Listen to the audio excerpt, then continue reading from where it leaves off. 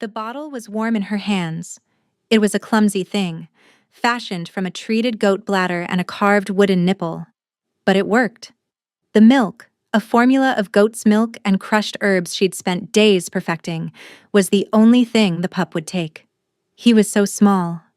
A tiny, fragile life wrapped in the finest wool blankets, his fur the same silver gray as the winter sky outside.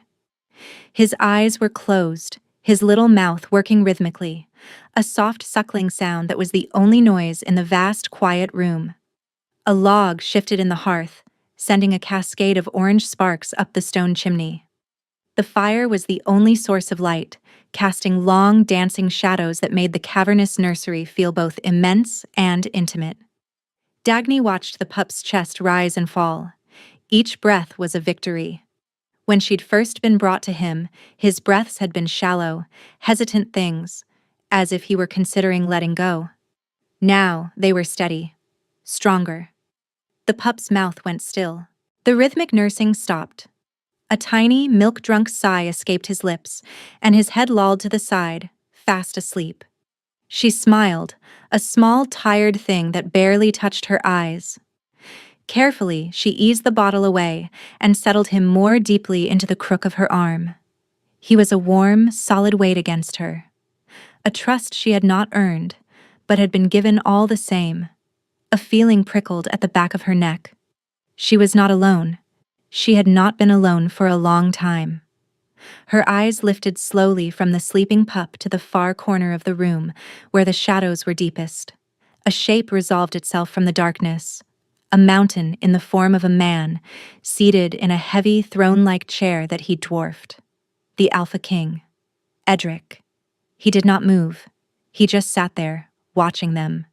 His face was a mask of harsh plains and shadow, his eyes twin glints of silver in the gloom. He was always watching. She had learned to feel the weight of his gaze, a physical pressure on her skin. She didn't know how long he'd been there this time. An hour? 4? With him, time seemed to warp, stretching and compressing around his silent, immense stillness. He was the eye of a storm, and she and this tiny pup were huddled in the impossible calm at his center. His silence was a language she was slowly, painfully learning to translate. It was not the empty silence of absence.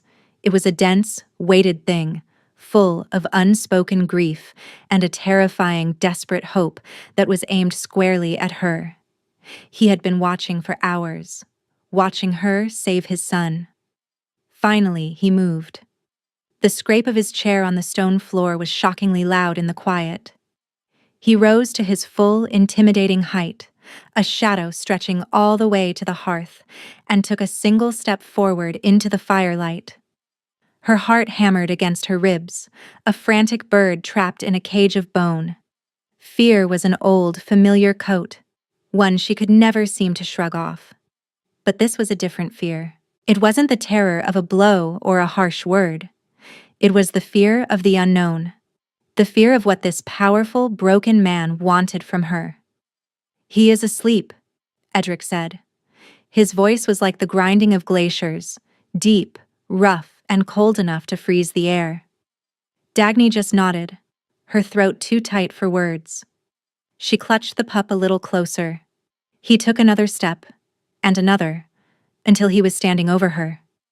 He smelled of pine and cold iron and the sharp, clean scent of a winter night. He loomed, a predator of impossible scale, yet his gaze was fixed entirely on the small bundle in her arms. For a long moment, he just looked. She saw the iron control in his jaw, the deep lines of exhaustion etched around his eyes. She saw the king, the warrior, the alpha of all alphas. And beneath it all, she saw a father terrified of losing the last piece of his world. His hand, large enough to crush her skull, lifted slowly. She flinched, a tiny, involuntary movement she instantly hated herself for. His hand froze in midair. His silver eyes flicked to hers, and for a fraction of a second, she saw something flicker in their depths. Hurt. Then it was gone, replaced by the familiar mask of cold control. He completed the motion, his fingers impossibly gentle as they brushed a stray piece of fur from the pup's cheek. The touch was so light, so tender, it made her own breath catch. The contrast was a physical shock.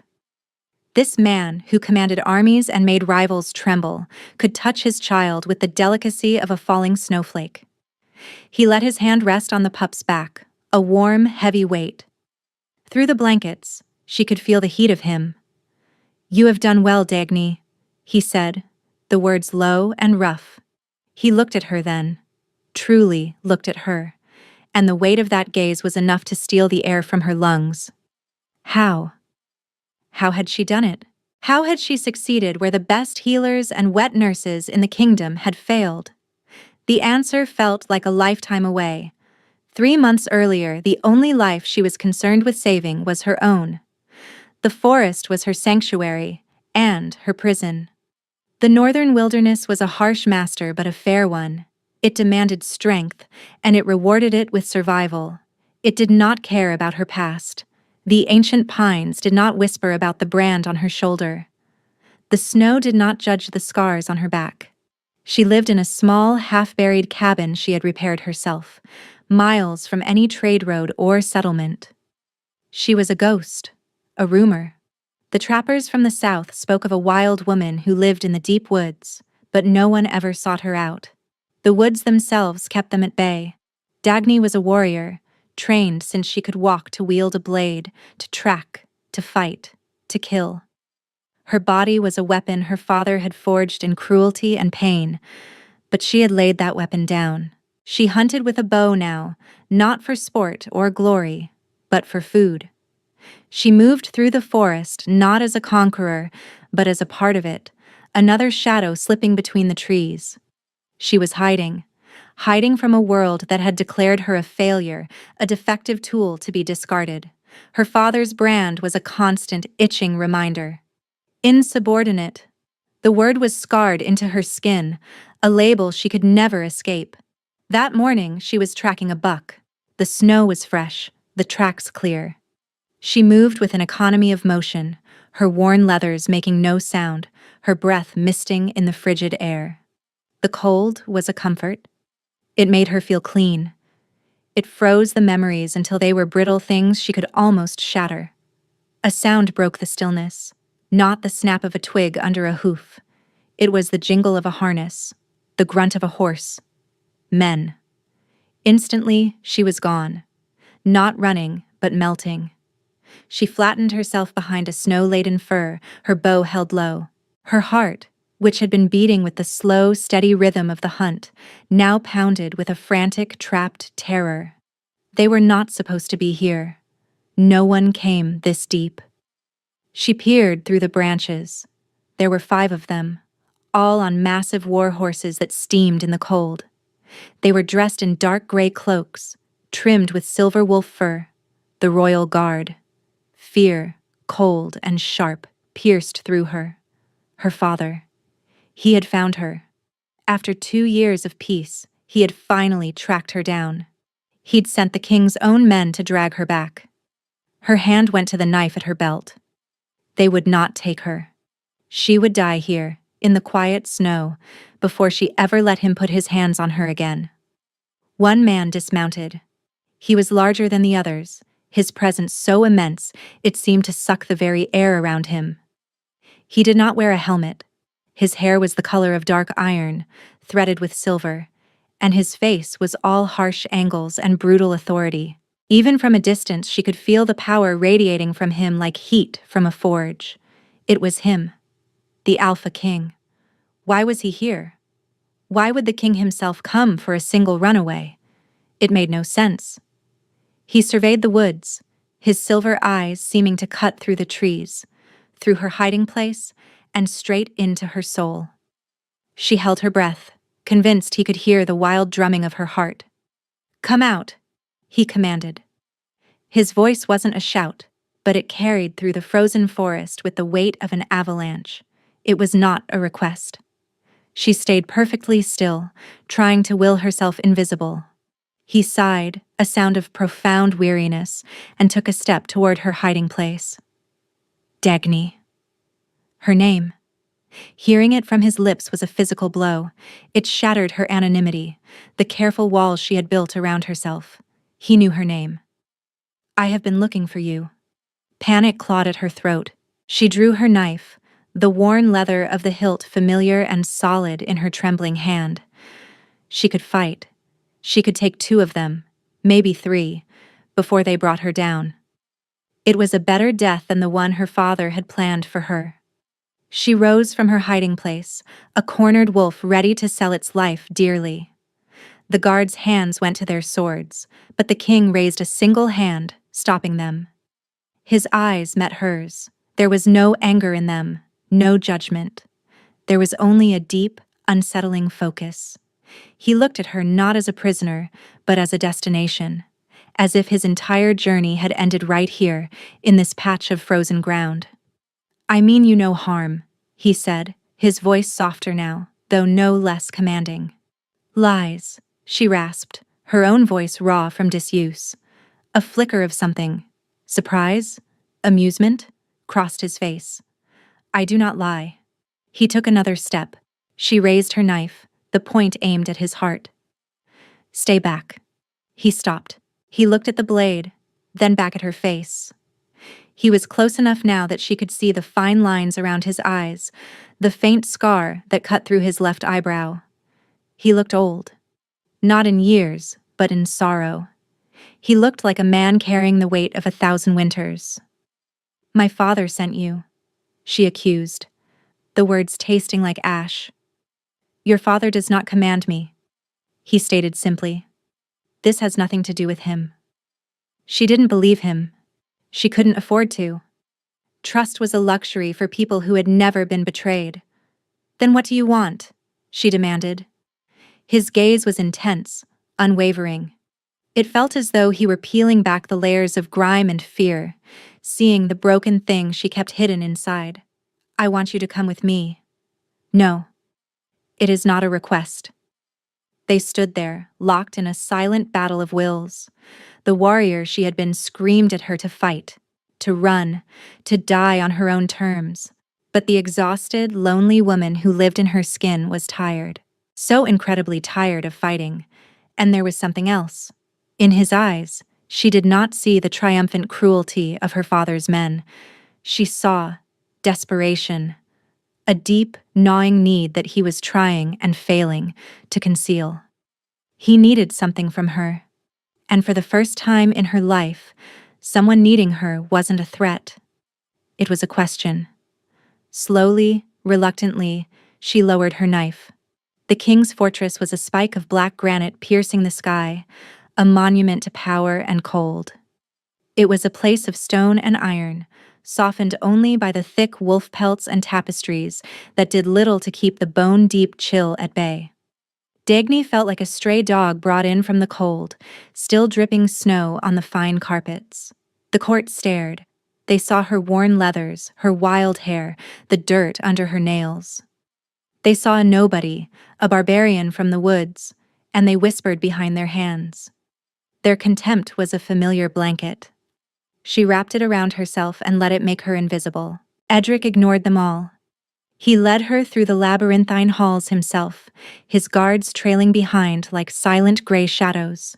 He did not speak, did not explain. He simply walked, and she followed, a captive on an invisible leash. He gave her rooms, not a cell, but a suite of chambers with a roaring fire, a soft bed, and a bath that steamed with blessed heat. Fine clothes were laid out, silks and wools in shades of gray and deep blue. It was more luxury than she had ever known, and it felt like a cage. She was a prisoner, no matter how gilded the bars. For days, she saw little of him. He was a phantom, a presence she felt in the castle stones but rarely glimpsed. She heard the whispers of the servants who brought her food. The king was in his council chambers day and night. The northern clans were restless. A rival alpha from the west was making threats. The kingdom was on a knife's edge. She was a piece in a game she didn't understand, and it terrified her. Her solitude was broken on the 5th day, not by the king, but by a sound. A thin, reedy wail that cut through the thick stone walls. It was the sound of a baby crying, a weak, hopeless sound that spoke of pain. The sound drew her. She followed it out of her rooms and down a long, guarded corridor. The guards at the end of the hall moved to block her, but then they saw her face, and a flicker of uncertainty crossed their features. The king had given no orders regarding her movements within the keep. They let her pass. The crying led her to a heavy oak door. She pushed it open and stepped inside. It was a nursery, filled with the finest toys and a cradle carved from a single piece of white birch. But the room was cold, stagnant with an air of despair. A handful of frantic-looking women fluttered around the cradle, their faces pale with worry. And in the cradle was the source of the sound, the pup. He was tiny, his skin translucent, his breaths coming in ragged little gasps between cries. He was fading. She could see it. It was a look she'd seen in newborn fawns left by their mothers, a slow, quiet surrender to the encroaching dark. One of the women, a healer by her robes, tried to press a bottle of goat's milk to his lips. The pup turned his head away, his wail growing weaker, more desperate. "He will not take it," the healer murmured, her voice tight with fear. "He has taken nothing for 2 days." Dagny watched, her heart aching for the tiny, struggling creature. She knew this kind of fight, the fight to exist when the world wanted you to disappear. She stepped forward. "The milk is wrong," she said, her voice quiet but clear. The healer turned, her eyes wide with shock and offense. "Who are you to question my methods? This is the finest milk, from the healthiest stock." "It is too rich," Dagny said, her own knowledge surfacing, memories of her mother, a healer herself, before her father's cruelty had snuffed out her light. "His system cannot take it. It needs to be cut with water, and it needs fennel to soothe his stomach. And a touch of honey for strength." The healer scoffed. "Nonsense, old wives' tales." "My mother was a healer," Dagny said, a spark of defiance flaring in her chest. She knew these things. Before anyone could stop her, she moved to the small hearth where the milk was being kept warm. She found the herbs she needed in the healer's own satchel. With practiced hands, she mixed a new formula, her movements sure and steady. She did not think. She just did. It was a knowledge buried deep in her bones. She fashioned the clumsy bottle and brought it back to the cradle. The pup was barely crying now, his energy spent. "Let me," she whispered. The women parted, their skepticism warring with their desperation. Dagny gently lifted the pup from the cradle. He was lighter than air, a fragile collection of bones. She held him against her chest, murmuring soft, meaningless sounds, rocking him gently. She could feel the faint, fluttery beat of his heart against her own. She offered him the bottle. He turned his head away at first, but she persisted, gently stroking his cheek, letting a single drop of the warm, sweet milk touch his lips. His mouth twitched. He tasted it. Slowly, hesitantly, he latched on. The room fell silent. The only sound was the soft suckling of the pup. Dagny held her breath, her entire being focused on this one small miracle. He was drinking. He was fighting. A shadow fell over the cradle. She looked up and found King Edric standing there. He must have entered without a sound. His face was unreadable, but his silver eyes were fixed on the pup in her arms, a raw, naked emotion in them that made her own throat tighten. It was hope, a terrible, fragile thing. He looked from his son to her, and his expression was one of profound confusion, as if she were a puzzle he could not solve. From that day on, the nursery became her world. The pup, whom she learned was named Bram, was her sole responsibility. She slept in a chair by his cradle, waking every few hours to feed him. She held him, sang to him the old forest songs her mother had taught her, and slowly, painstakingly, coaxed him back from the brink. Edric was a constant, silent presence. He would appear at all hours, a ghost in his own home, and simply watch. He never spoke. He never interfered. He just stood in the shadows, his grief and hope a palpable force in the room. She began to see the cracks in his iron facade, the way his shoulders slumped when he thought no one was looking, the tremor in his hand when he reached out to touch his son's head, only to pull back at the last second, as if afraid his touch might break him. They were two lonely, broken people, orbiting the small, warm sun of this one fragile life. And in the quiet hours of the night, holding his son, Dagny began to feel something she hadn't felt in years. Not happiness, not yet, but a sense of purpose, a reason to exist beyond mere survival. She was healing the son, but she was also healing herself. The fragile peace was shattered by the arrival of a war party. Their banner was that of the Stonefang Pack, a black wolf's head on a field of gray, her father's banner. Dagny was in the nursery with Bram when the horns blew. She saw them from the window, a column of armed riders led by a man whose presence made the very air feel thin and cold, Lord Valerius, her father. Ice flooded her veins. He had come for her. She snatched Bram from his cradle, holding him close.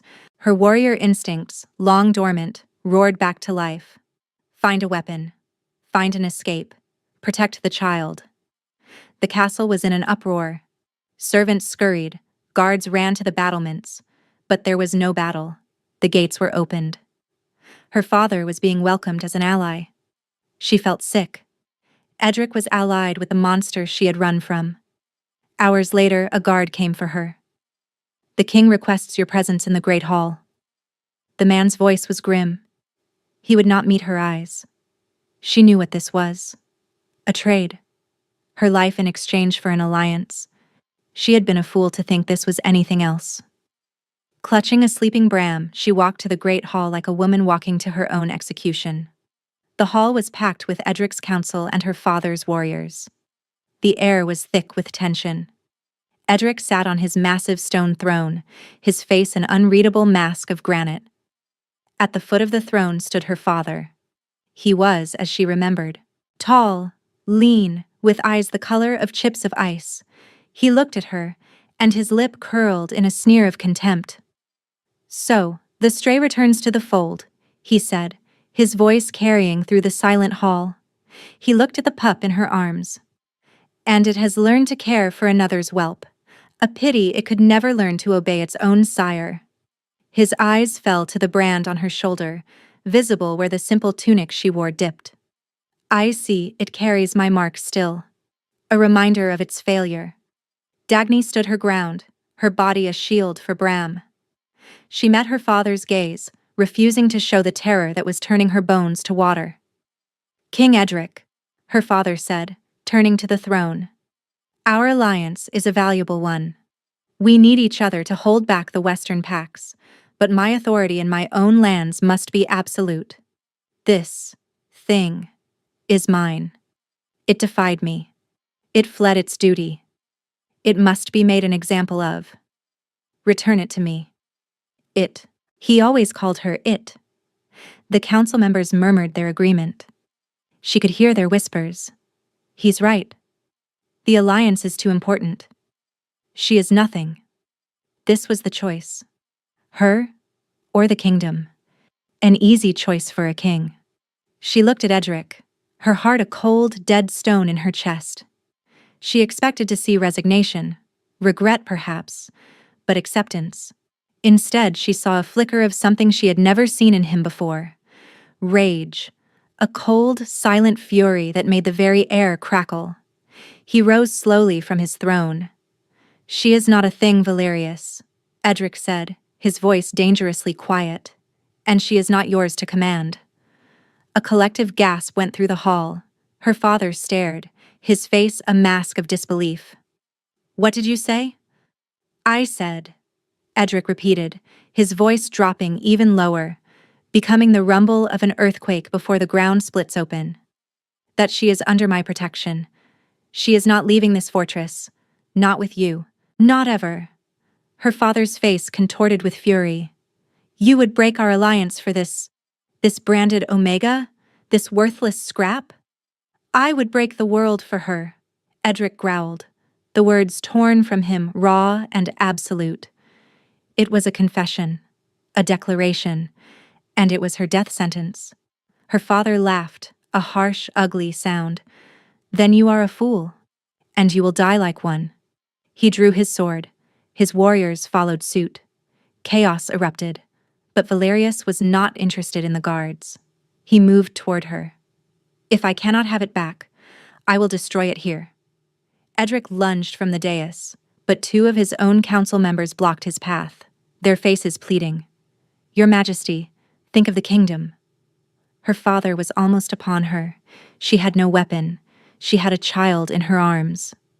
She backed away, her heel hitting the cold stone of the dais that held the throne.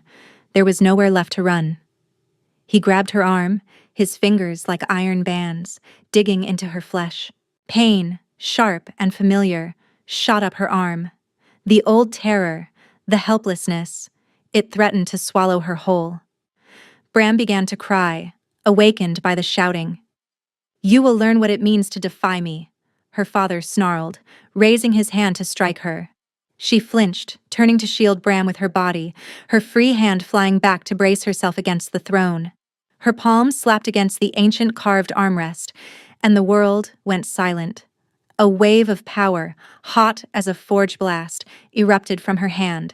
It was not a violent force. It was a deep, resonant hum, a pulse of pure life and warmth that filled the entire hall. The stone of the throne beneath her hand felt like it was singing, a deep, ancient song she somehow knew the words to. The brand on her shoulder burned with an unbearable heat. She cried out, not in pain, but in release. She felt the scarred letters twist and dissolve, the hateful word unwritten from her skin, leaving it smooth and clean.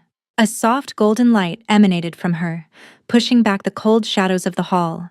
The chill that always clung to the stones seemed to flee, replaced by a deep, abiding warmth.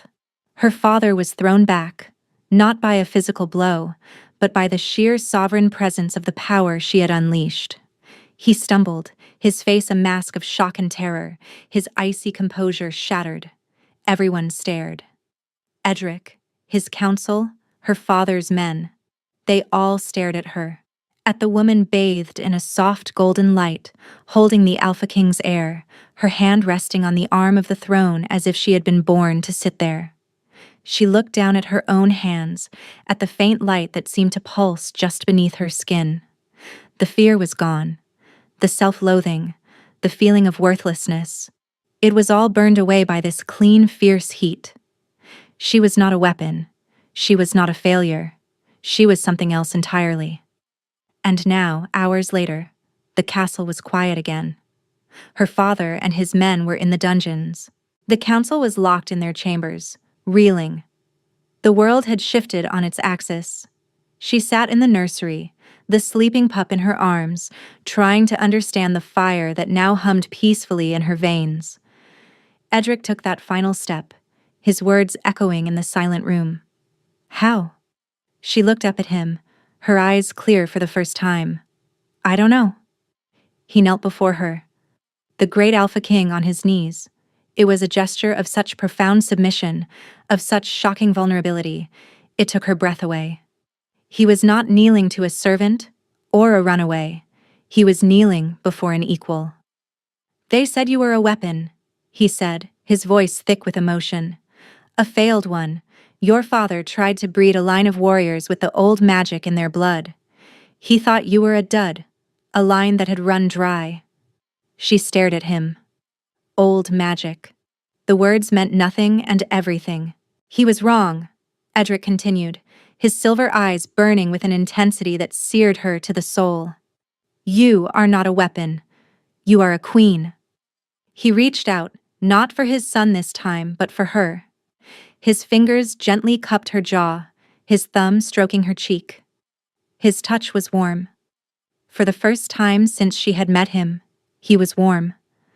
The cold that had clung to him like a shroud was gone, banished by the light she had unleashed. My line is of the stone, he whispered. The words a confession meant only for her. Tied to the cold of the mountains, it gives us strength, but it leeches the life from us. Every generation grows colder, more distant. My mate. She froze. The cold took her when Bram was born, and it was taking him too. Tears welled in her eyes. The pieces clicked into place. His desperation, his search for her. "Your line is of the fire," he said, "the heart fire of this land. My ancestors stole the throne from yours 1,000 years ago, creating an imbalance. The land is dying, Edric. The winters grow longer. The life fades. I knew I had to find you, the last of the sun-touched line. I thought I was looking for a cure, a tool. I did not know I was looking for my other half." The mutual rescue. It laid itself bare between them. She had saved his son. He had saved her from her father. But it was more than that. Her warmth was saving his line. His strength was giving her a place to finally use her own. "I am politically trapped," he admitted, his voice raw. "The council will see you as a threat. The other alphas will see you as a prize. They will try to take you from me." She looked down at the sleeping pup, then back at the king kneeling before her. The warrior she had been, and the queen she was becoming, merged into one. The fear was gone, replaced by a fierce, unyielding certainty. "I know," she said. "Then we will break the trap." A tear escaped his eye and traced a path down his harsh cheek. He leaned in, his forehead resting against hers. His breath was warm on her lips. "I love you, Dagny," he breathed, the words a surrender and a vow. "I think I have from the moment I saw you standing in the snow, ready to fight the world." She closed her eyes, a single tear of her own slipping free. "I know," she whispered back. And it was not an answer. It was an acceptance. A promise. 6 months later, Dagny stood on the high balcony of the great tower, looking out over the lands. It was spring. A real spring, not the hesitant, fearful thaw of years past, but a riot of green life bursting from the soil. The land was healing. Behind her, she heard the sound of laughter. She turned, a real smile gracing her lips, one that reached her eyes and made them shine. Edric was on the floor, on his hands and knees, a mock growl rumbling in his chest. Bram, now a sturdy toddler with a shock of silver hair and his mother's warm, bright eyes, shrieked with delight and launched himself onto his father's back. The cold, silent king was gone. In his place was a husband and a father, his laughter echoing in the sun-filled room. The political traps had been broken, not by war, but by life. Her power, combined with his, had brought a new prosperity to the kingdom. The harvest was bountiful, the people were hopeful. The rival alphas had seen the truth of their combined strength and had bent the knee, not in fear, but in awe. Her father was exiled, stripped of his titles, a bitter, powerless man left to rage at the uncaring wilderness. The council members who had opposed her were replaced by those who saw the wisdom of balance. Edric looked up at her, his eyes full of a love so profound it still sometimes stole her breath away. He rose, scooping Bram into his arms, and came to stand beside her at the railing. "Look, Bram," he murmured, pointing out at the green valley. "All of this, it's breathing again. Because of your mother." Dagny leaned her head against his shoulder, her hand coming to rest on his chest, over his heart. It beat strong and steady beneath her palm. Warm. She was no longer the runaway, the branded failure, the ghost in the woods. She was Dagny, the sun-touched queen. She was a wife, a mother. She was home. Bram reached for her, his small, chubby hands making grasping motions. She took him from Edric, settling him on her hip. He smelled of milk and sunshine. He was the future. Their future. "What are you thinking?" Edric asked, his arm wrapping around her, pulling them both into his strength. She looked out at the horizon, at the endless expanse of mountains and forests, a kingdom reborn.